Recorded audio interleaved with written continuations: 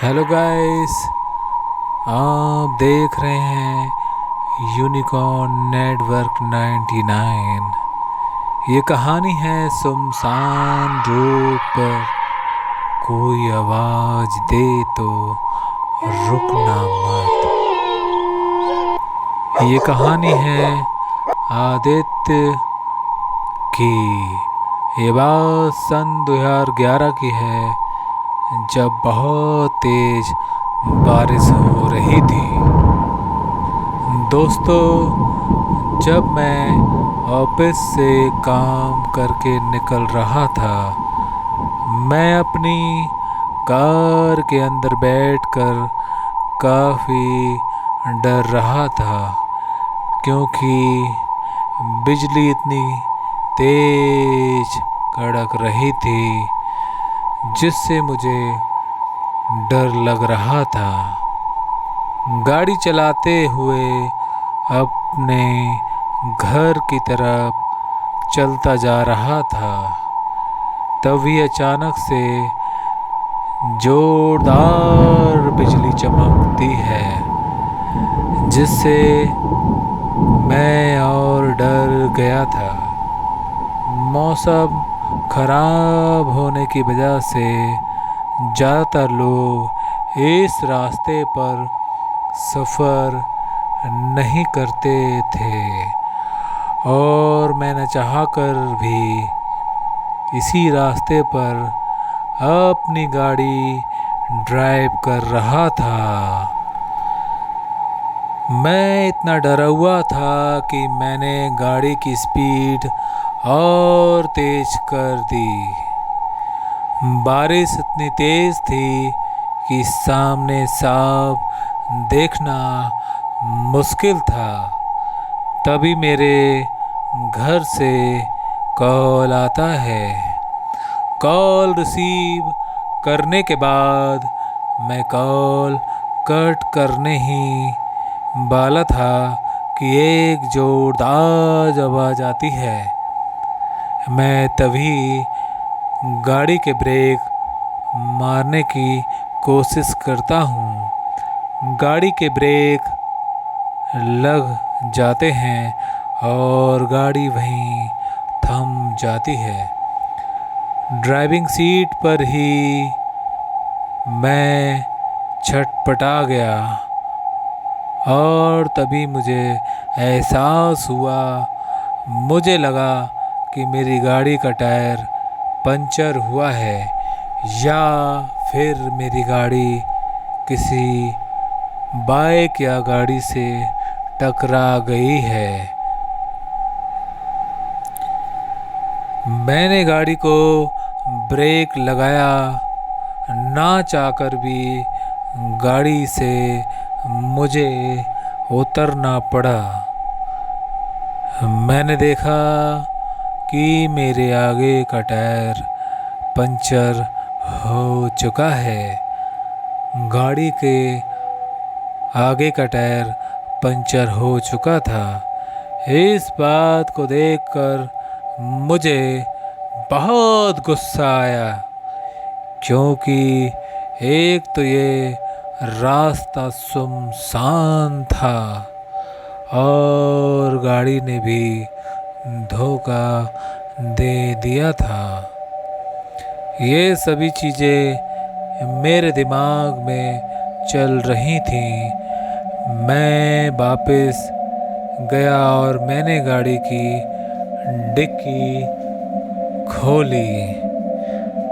इस डिक्की पर इतना पानी था कि मैं ये सोच रहा था कि कहीं ऐसा ना हो, मुझे गाड़ी तो धोखा दे चुकी है, कहीं ये डिक्की भी ना खुले और मुझे धोखा दे दे। लेकिन ऐसा नहीं हुआ। गाड़ी की डिक्की मैंने खोली, टूल बॉक्स निकाल कर मैं गाड़ी का टायर बदल ही रहा था कि कुछ समय बाद एक बाइक बड़ी स्पीड से गुजरी और अचानक उसकी गाड़ी स्लिप हो गई। यह हादसा मेरी आंखों के सामने था और मैं इस हादसे को देख रहा था। यही की गाड़ी फिसलती हुई जा रही है। बाइक स्लिप होने से उस पर बैठा आदमी उस बाइक के साथ घिसटते चला जा रहा है। इस भयानक एक्सीडेंट को देखकर मेरी रूह कांप गई। मैं यह सब अपनी आंखों से देख रहा था। मैं इतना तो समझ गया था कि जिस आदमी का एक्सीडेंट हुआ है वह बहुत बुरे तरीके से घायल हुआ होगा। इस एक्सीडेंट को देखकर मैं डर गया था। मैं खड़ा होकर इधर उधर देखने लगा, लेकिन मदद करने के लिए वहाँ कोई मौजूद नहीं था। जिस तरह से वो गाड़ी वाला गिरा था उसको देखकर यह तो समझ आ रहा था कि उस बाइक वाले को काफ़ी चोट लगी होगी। जब मैंने देखा कोई मदद के लिए नहीं है तो मैं खड़ा होकर उस दिशा में भागने लगा और बाइक वाले के पास पहुंचा। मैं देखता हूँ कि वो दर्द से कराह रहा है और उसकी बाइक दूर जाकर गिरी हुई है। बारिश बहुत तेज हो रही थी। उसकी हालत देखकर मुझे नहीं लग रहा कि उसके पास ज़्यादा समय बचा है। बाइक वाला दर्द से परेशान था। अब मुझे समझ नहीं आ रहा था कि मैं करूं तो क्या करूं। दिमाग नहीं चल रहा था, लेकिन मेरे पास एक ही रास्ता मौजूद था और जो मेरी गाड़ी में मोबाइल रखा था उसमें कॉल करके एम्बुलेंस को मैं बुलाने की यही बात सोच रहा था। मैं सोच रहा था कि मैं गाड़ी से फ़ोन निकाल कर एम्बुलेंस को फ़ोन कर दूं। ठीक मैंने ऐसा ही किया। मैं भागता हुआ गया। तभी मैंने गाड़ी खोलकर अपने मोबाइल को निकाल कर एम्बुलेंस को कॉल लगा दिया और अभी एक्सीडेंट की घटना सारी जानकारी देकर उस एम्बुलेंस के ड्राइवर को बता दिया और साथ ही गाड़ी में रखे पानी की बोतल निकाली और उस घायल आदमी के पास जाने लगा। जब मैं उस घायल व्यक्ति को पानी पिलाने लगा, वह घायल व्यक्ति नम आँखों से मुझे देख रहा था। इतनी ही देर में एम्बुलेंस वहाँ आ चुकी थी।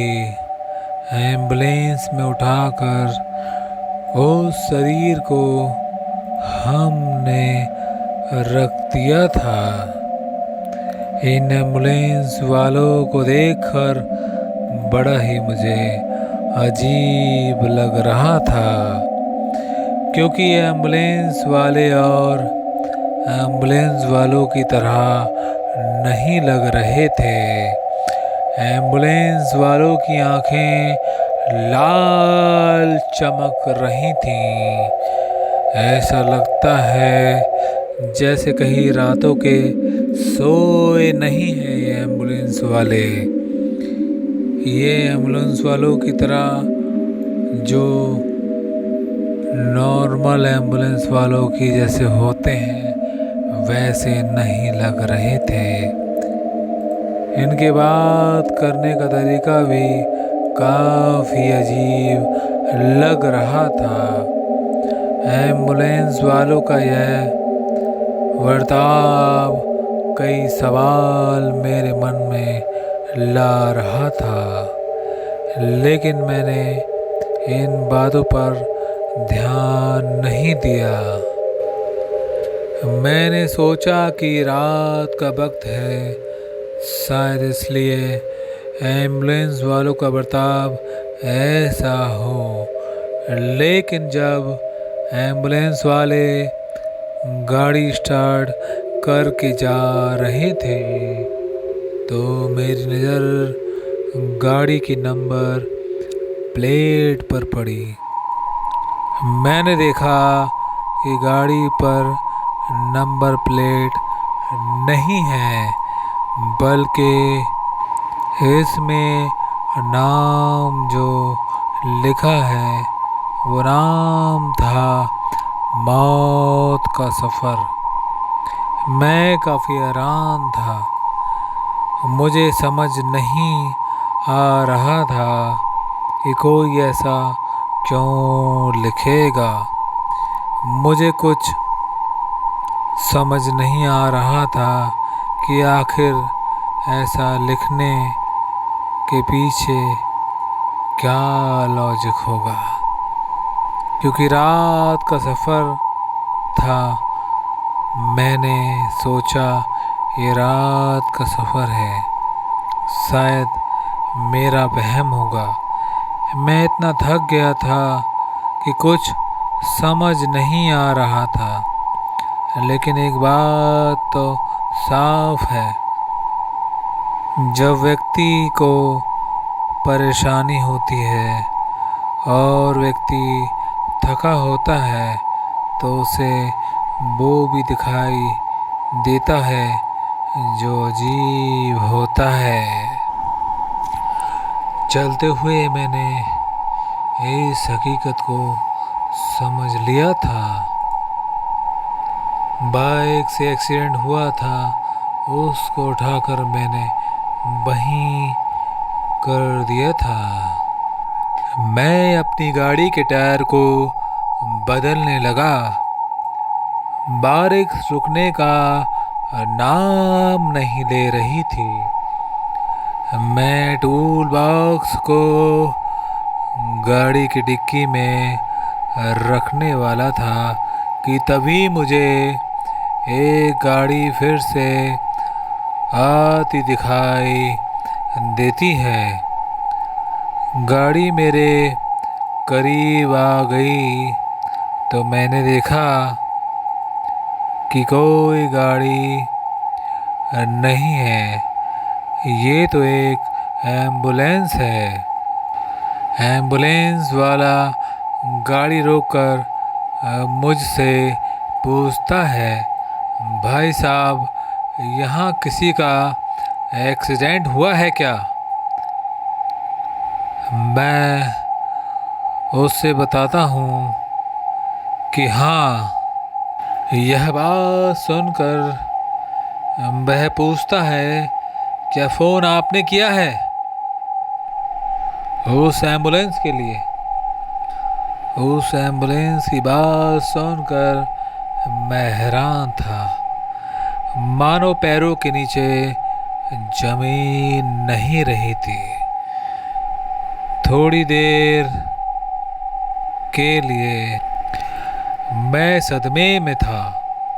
मैंने उनसे बोला कि आप सभी आए हो, एक एम्बुलेंस तो आकर उससे पहले पेशेंट को लेकर जा चुकी है, जिसका एक्सीडेंट हुआ था। एम्बुलेंस वाले ने गाड़ी घुमाकर मुझे बुलाया, बोला यहाँ भाई साहब खड़े रहना सुरक्षित नहीं है, जल्द से जल्द निकल जाओ। यह सब बात सुनकर एम्बुलेंस ड्राइवर गाड़ी घुमाकर काफ़ी तेज़ी से यहाँ से निकल जाता है। तभी मैं जल्दी से जाकर गाड़ी में बैग रख देता हूँ। कार को स्टार्ट करने के बाद मैं आगे जाने लगा कि तभी मुझे कुत्ते के रोने की आवाज़ आती है। मैं हैरान था कि यह हाईवे पर आवाज़ इतनी तेज कैसे आ सकती है, लेकिन मैं समझ चुका था कि ये हाईवे पर ज़्यादा रुकना ठीक नहीं है। इन सब बातों को सोच ही रहा था कि मुझे लगा मेरी कार के पीछे कोई वाहन आ रहा है। मैंने गाड़ी के बैक मिरर से देखा पीछे की साइड पर, तो मैं देखता हूँ कि एम्बुलेंस जो घायल व्यक्ति को लेकर गई थी वो पीछे आ रही है। एम्बुलेंस मेरा पीछा कर रही थी। यह नज़ारा देखकर मैं डर गया और ऊपर से दूसरे वाली एम्बुलेंस के ड्राइवर की बातें मेरे दिमाग में चल रही थीं। मैंने कार स्लो करने का मन बनाया। मैं सोच रहा था कि मैं कार स्लो कर दूं, ये एम्बुलेंस वाला निकल जाएगा। मैं बैक मिरर से देख रहा था और इतना मुझे समझ आ गया था यह आगे नहीं जाने वाला। यह एम्बुलेंस वाला मेरा पीछा कर रहा है। मेरे दिमाग में एक ही रास्ता आ रहा था कि मैं गाड़ी रोक लूं और एम्बुलेंस वाला आगे निकल जाए। मैंने ऐसा ही किया। मेरी गाड़ी रोकने के बाद एम्बुलेंस वाला भी गाड़ी को पीछे रोक देता है। मैंने गाड़ी से उतरकर एम्बुलेंस गाड़ी में कौन बैठा है उसे देखने का मन बनाया। मैं सोच रहा था कि इस एम्बुलेंस गाड़ी में कौन बैठा है, मैं इसे देखूं। मैं एम्बुलेंस गाड़ी के पास गया, देखा तो उस गाड़ी में कोई नहीं था। मैं हैरान था और सोच रहा था आखिर ये गाड़ी चला कौन रहा था। मैं पीछे की तरफ जाने लगा और घायल व्यक्ति को देखने के लिए मैंने गाड़ी के मिरर को गौर से देखने की कोशिश की। वो घायल व्यक्ति एम्बुलेंस में था। अब मैं दरवाजे को खोलने की कोशिश कर रहा था। मैंने एम्बुलेंस के पीछे का दरवाज़ा खोल लिया। मैंने देखा कि वहाँ पर वो घायल व्यक्ति लेटा हुआ है, वो हिल भी नहीं रहा है। यह देखने को मैं एम्बुलेंस के अंदर जाने लगा।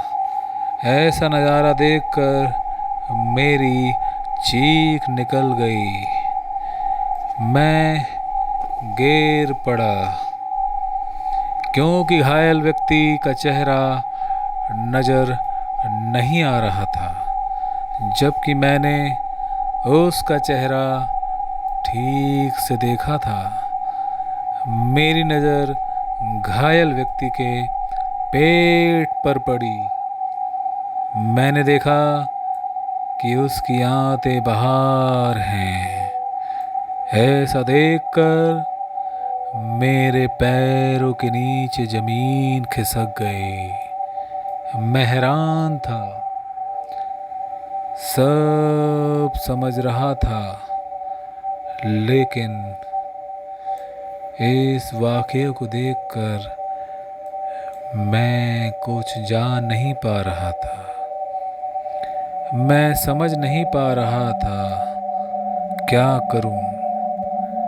मैं बहुत कोशिश करता हूं अपने आप को गिरते पड़ते एम्बुलेंस से उतरता हूं, और अब मैं बहुत परेशान था। मेरी तबीयत बिगड़ गई। मैं उठ भी नहीं पा रहा था। मैंने कोशिश की, मैं उठकर खड़ा हो गया। मैं गाड़ी की तरफ जाकर मैंने पानी की बोतल निकालते हुए बोतल हाथ में ली, लेकिन बोतल हाथ से छूट गई। मैंने पानी की बोतल उठाई तो ज़मीन पर देखा, एम्बुलेंस के नीचे से धुआं निकल रहा है। यह सब देखकर साफ समझ रहा था मैं कि अब कुछ गलत होने वाला है। मैं इतना समझ गया था कि अब मेरी मौत निश्चित है और मेरा पाला किसी आत्मा से पड़ गया है, और ये आत्मा बहुत शक्तिशाली है। मैं समझ नहीं पा रहा था क्या करूं। मैं कांपते पैरों के साथ चलता हूं। मुझे समझ आ गया कि अब मुझे यहाँ से निकल जाना चाहिए। मैंने कार का दरवाज़ा खोला। मैं देखता रह गया कि मुझे लाश दिखाई दी जो एम्बुलेंस के अंदर थी। उसे देखकर मैं बुरी तरह से डर गया था। जिसकी सांसें चल रही हैं। मैंने सोच में ये था कि अगर मैं जो एम्बुलेंस में देखकर आया हूँ ये सच है, या जो मेरी कार में लाश है वो सच है। मैं सोच में पड़ गया, लेकिन मैंने तुरंत यह देखकर अपने आप को संभालने की कोशिश की और हिम्मत करके एम्बुलेंस के पास गया। देखा तो लाश वहीं पर है, उसी हालत में। मेरा दिमाग काम नहीं कर रहा था।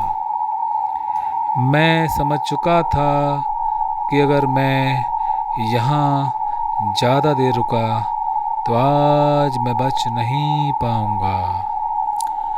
और हिम्मत करके कार की ड्राइविंग सीट पर बैठ गया और गाड़ी स्टार्ट शुरू कर देता हूँ मैं। लेकिन इत्तेफाक ये था, गाड़ी स्टार्ट नहीं हो रही थी।